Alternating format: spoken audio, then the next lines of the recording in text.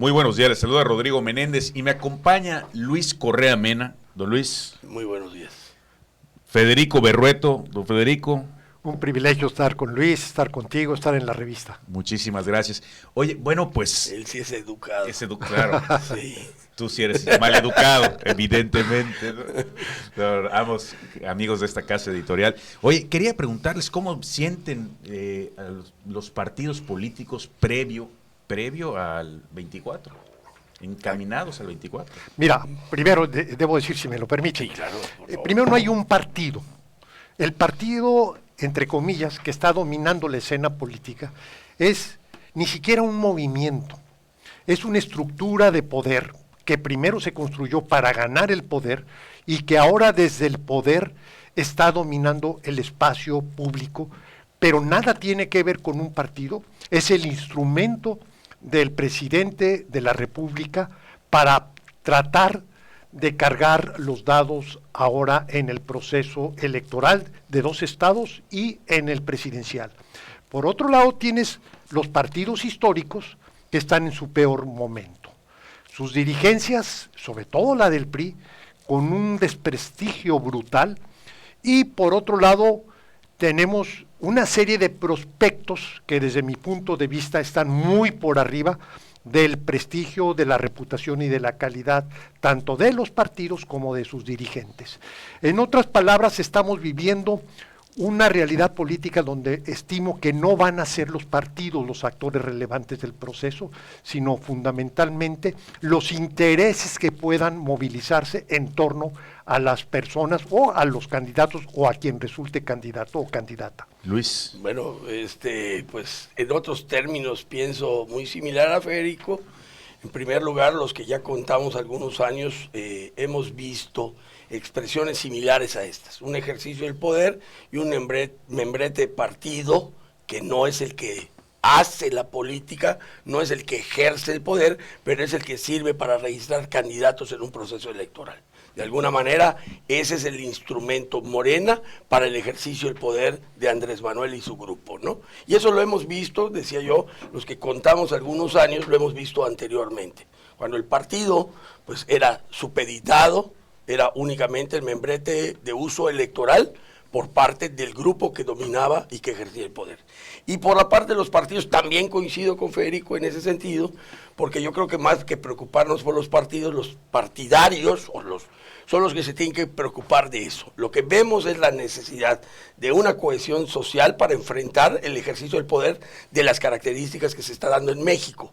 Y esto no va a haber partido capaz de enfrentarlo con posibilidad de triunfo electoral si no es cohesionado y poniéndose al servicio de una sociedad que se aglutina para ejercer su valor como sociedad y detener este deterioro institucional que en este país está dando. Ambos, Luis Correa y Federico Berrueto, hablan de que se privilegia a las personas que a los partidos, pero no hay ningún personaje nacional con el arrastre, por ejemplo, con el que tuvo López Obrador, hoy no me voy a ir con López Obrador, con el que tuvo Vicente Fox o con el que han tenido antes, que puede enfrentar a un estado o a un movimiento como Morena que tiene tan hegemónico la fuerza, ¿no?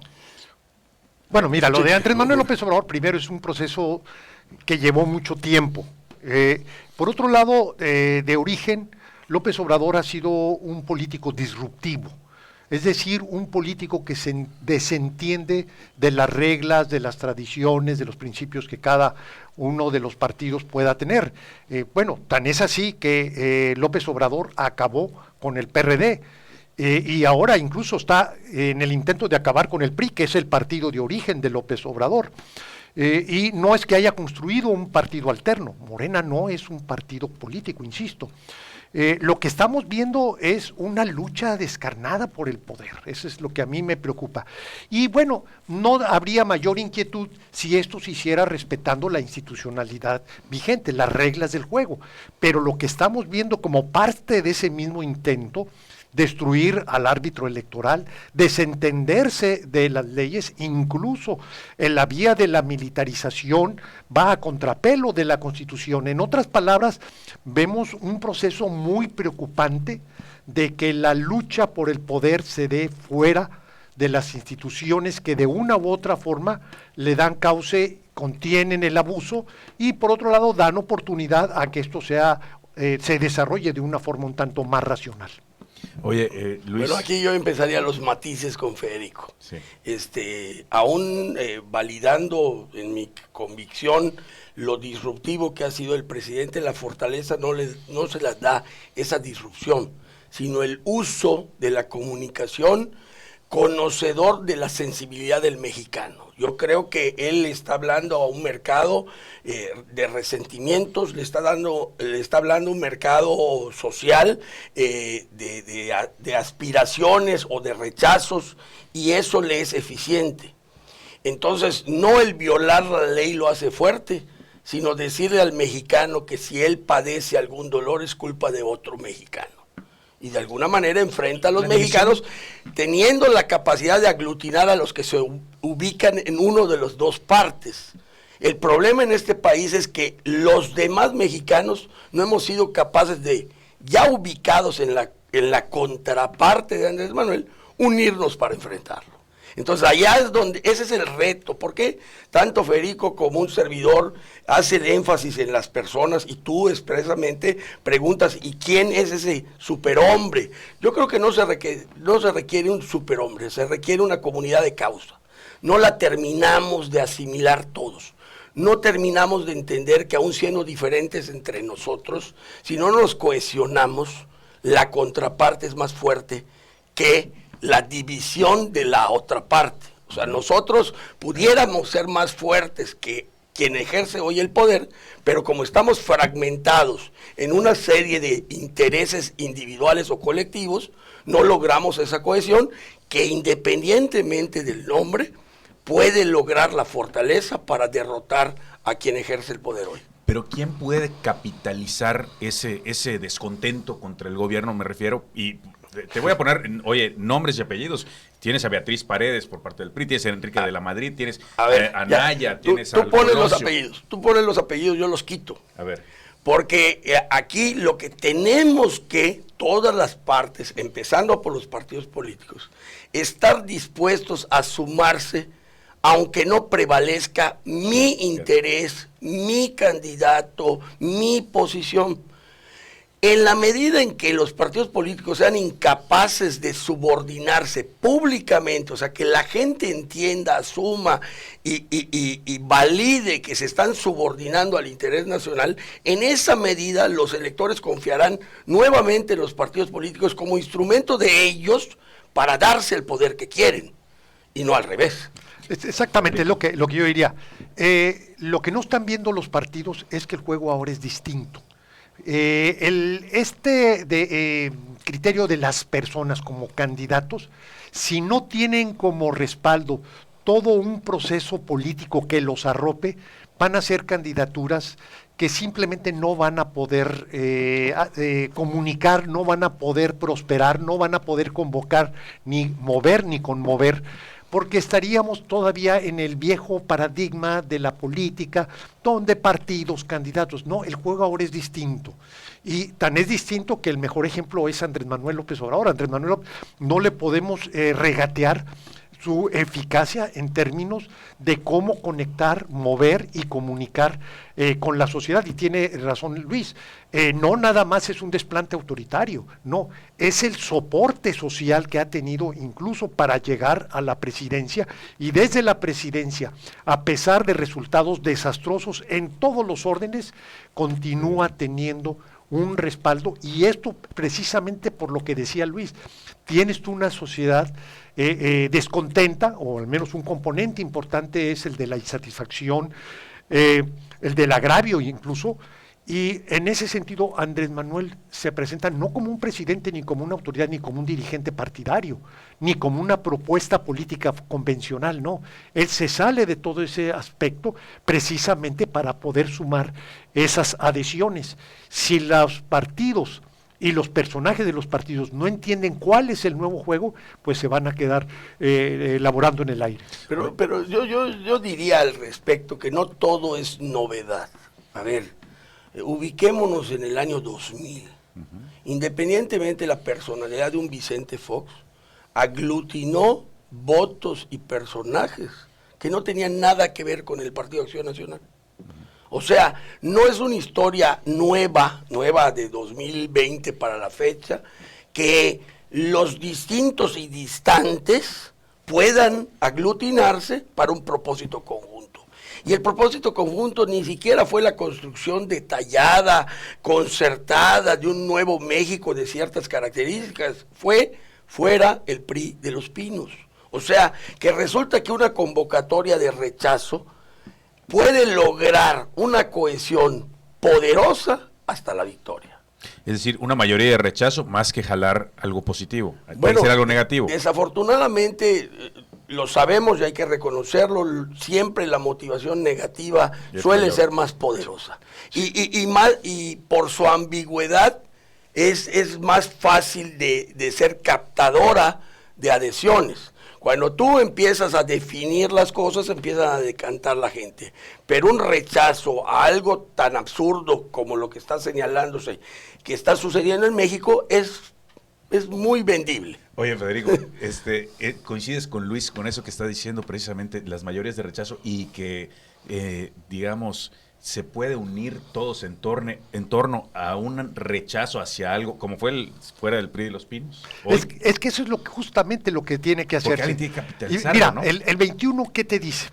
El 21 sorprendió incluso a los mismos partidos de la oposición, el resultado me refiero. ¿Y por qué lo sorprendió? Porque no entendían dónde estaba la fortaleza, dónde se podía ganar, dónde estaba la oportunidad. Y el nivel del descontento, sobre todo en estos momentos, de las zonas densamente pobladas, no tiene que ver con los partidos, sino más bien con la capacidad de los proyectos políticos de articularse con ese descontento. Si la suma de los distintos arropa y hace propio y da cauce a ese descontento, no tengo la menor duda, Rodrigo, que vamos a estar viviendo una alternancia en la presidencia en el 24. Oye, Luis, yo coincido con lo que estás diciendo, Federico, pero te quiero preguntar. A pesar de que te vestes de guinda. De guinda. Bueno, no tiene los colores en el ano. No tienes fobias cromáticas. Así es, no tenemos fobias cromáticas. Oye, en el caso de la militarización, y platiqué fuera del aire contigo, porque tú dices que está mal llamada, se ha mal vendido ese caso.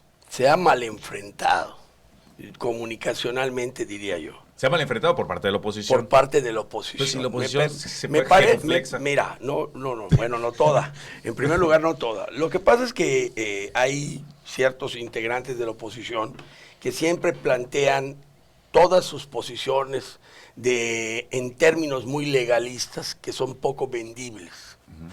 ¿Ok? O sea, una violación constitucional no le dice al 80% o 90% de la población nada.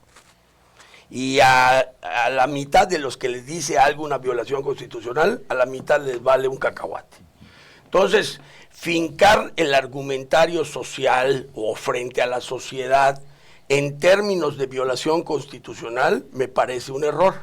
Sobre todo cuando lo que estás combatiendo es una institución que tiene más credibilidad que los partidos políticos, de entrada. Entonces, cuando tú te pones a denostar para la población, eso es, tú estás denostando al ejército y el ejército es más creíble que tú, el que pierde eres tú, ¿eh?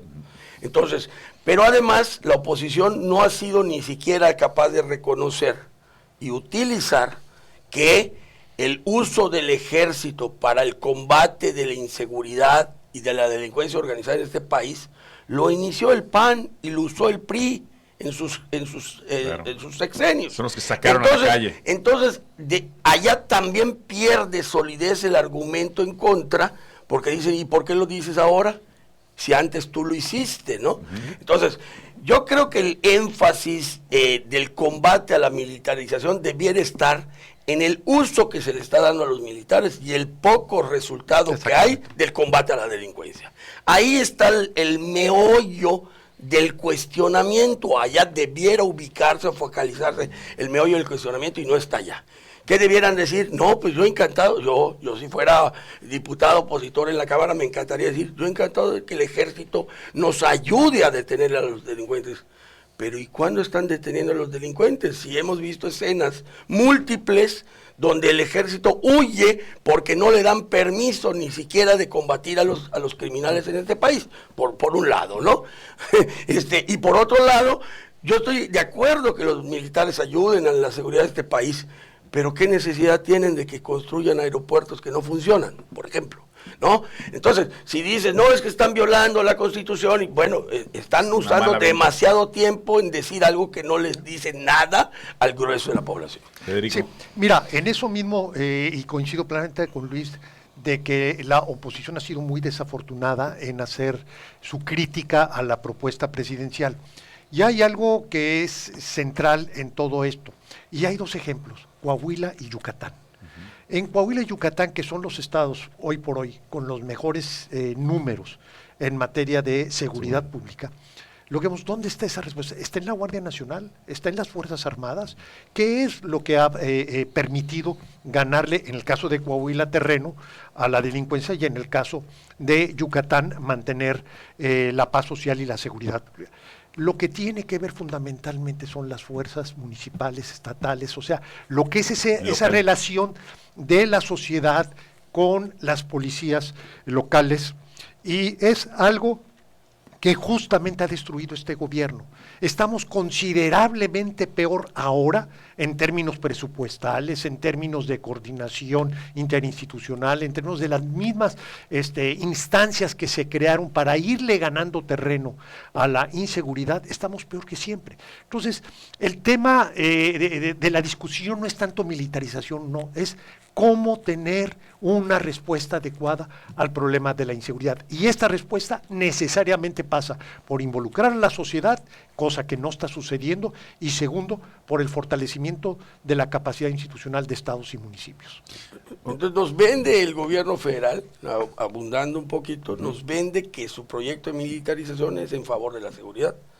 Y lo único que no ha colaborado la estrategia presidencial es a la seguridad de este país, y ahí están las cifras. O sea, es más, los que manejan cifras de aceptaciones ven claramente que hay aceptación al personaje y reprobación en los resultados de todas las ramas de la administración pública federal. Y la seguridad es una importantísima de ellas en las que ha fracasado. Oye, y por otra parte, en el caso de los gobiernos locales, o no candidaturas, en las elecciones locales, ¿qué tanto va a afectar el ímpetu nacional? Por ejemplo, y voy a poner un ejemplo, el caso de Yucatán, ¿no? ¿Qué tanto el problema nacional, la confrontación nacional que pueda haber entre Alito y la propia alianza, entre López Obrador y Alito y Marco Cortés, qué tanto va a influir en la elección local? Mira, mi impresión es que el 24, a diferencia del 18, va a ser una elección con un componente local muchísimo más poderoso. Y creo que aquí se va a resolver, se va a definir el resultado en función de lo que hagan los candidatos y sus estructuras a nivel local. Y creo que el debate nacional, los liderazgos nacionales, incluso me atrevo a decir que la campaña presidencial no va a ser, a diferencia del 18, no va a tener el mismo peso en el 24. El 24 el componente local va a ser determinante en cada uno de los estados donde haya elecciones de gobernador. Luis Correa. También creo que va a prevalecer más la realidad local que la nacional, empezando porque el candidato presidencial pues no se ve, aún siendo de las preferencias del presidente, que tenga una misma aceptación y fuerza social como para eso. Va a estribar más en la sombra y en la estructura que hayan logrado construir para ese momento. Entonces, desde ese elemento ya se le quita parte del peso nacional. Ciertamente los acuerdos, no acuerdos, acercamiento, cohesión nacional va a tener un grado de impacto, por supuesto, en las elecciones locales, pero coincido con la prevalencia de lo local en esa elección. Bueno, pues le agradezco mucho a Luis Correa Mena y a Federico Berrueto que me han acompañado aquí desde Mérida. Luis. Un gusto. Federico. Privilegio. Nos vamos a un corte y volvemos aquí desde Mérida.